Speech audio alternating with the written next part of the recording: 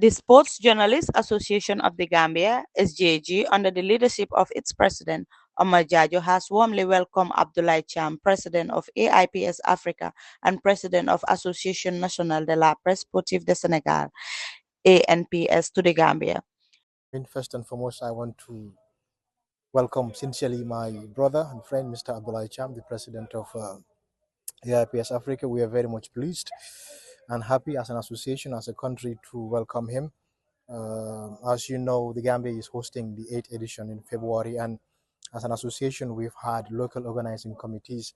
that we have in place to make sure that the event is successful. So, as the president of AIPS, he is here to inspect and also to see exactly where we are as a local organizing committee, but of course, as an association, to see to it that we have a successful event. So his visit to the Gambia is very, very important because that is what he's also going to transmit to the other delegates, especially his executive, to speak about our readiness, to speak about how Gambia is really preparing to host this historical event. So I am quite happy and very, very, very, very proud that the president is here today with us. The visit forms part of preparation for the forthcoming AIPS Africa Congress, scheduled to take place in the Gambia from February 6 to February 9. During his stay, President Cham is expected to work closely with the local organizing committee to fine-tune arrangements ahead of the Congress. niñ ma teertoo soo moytuwul mun naa jëlaat avion bi suba ba delluwaat Ndakaaru parce que déjà kontaan na wax dëgg yàlla li ma gis parce que Gambie moo war a organiser congrès AIPS Africa mooy eyteli yoon moo waral nag comme Gambie ak Sénégal benn la ma ne damay ñëw nemmeeku xool liggéey bi fu mu toll waaye bi ma wàccee ci avion bi ba ma gis seen taxawaay wax dëgg yàlla sama xol sedd na trop ci li ma gis su ma demee aussi dinaa ko wax ñi nga xam ne war nañ ñëw Gambie parce que soo gisee ñu tànn Gambie dañuy gis déjà li ngeen jotoon a def ci bi ngeen organiser fii summit bu islamique bi ñëpp ko ràññee ngeen organiser encore COP 10 def ko fii bu loolu amee nag man ma jógee Dakaru ñëw ngeen fexe ba ma gisante ak seen njiitu réew mi mooy Adama Barrow wax ko dama bëgg africain yi dañu bëgg a ñëw organiser fii seen congrès mu ne ma lenn dong laa lay ñaan bul ma bett loolu la ma tegal loo leen soxla yëpp dinaa leen ko jox waaye bu leen ma bett wax leen ma kañ ngeen ko bëgg a def biñ demee nag ñu tànn suñu bis mooy diggante 6 ba 9 képp kuy journaliste mu nekk ci Afrique dina fi teew rax ci doli nag ñi jógee Europe ñi jógee Asie ñi jógee Amérique ñoom ñëpp dinañ teew donc nekkul affaire bu ndaw dafa nekk affaire bu rëy te man nag en tant que sénégalais ak relation yi ma sekk ak Oumar relation yi ma sekk ak sama secrétaire général AIPS di Moussa Cissé mbégte ak contentement bu rëy rek laa ci am ma def yëf yi nag sama yëf aussi parce que lépp lu laal Gambie laal na Sénégal. The Continental Gathering will bring together sports journalists from across Africa, serving as a platform for networking, capacity building, and in-depth discussion on the evolving landscape of sports journalism.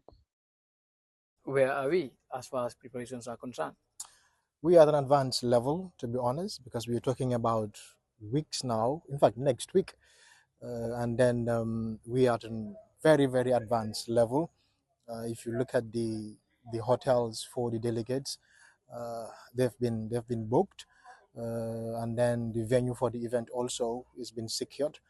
And now we are just working on few arrangements, logistics, delegates arriving, and then when are they arriving, and then 1, 2, 3 things with the key speakers there and there, and also working closely with the presidency to see with his protocol team when and how are they arriving. So we can happily say that we are steadily progressing as far as the event is concerned. Afrique dafa am fenn fu mu toll il faut que ñu won aduna bi yëpp tamit ñun li ñuy organiser ci France li ñuy organiser ci Italie li ñuy organiser ci Asie li ñuy organiser ci Amérique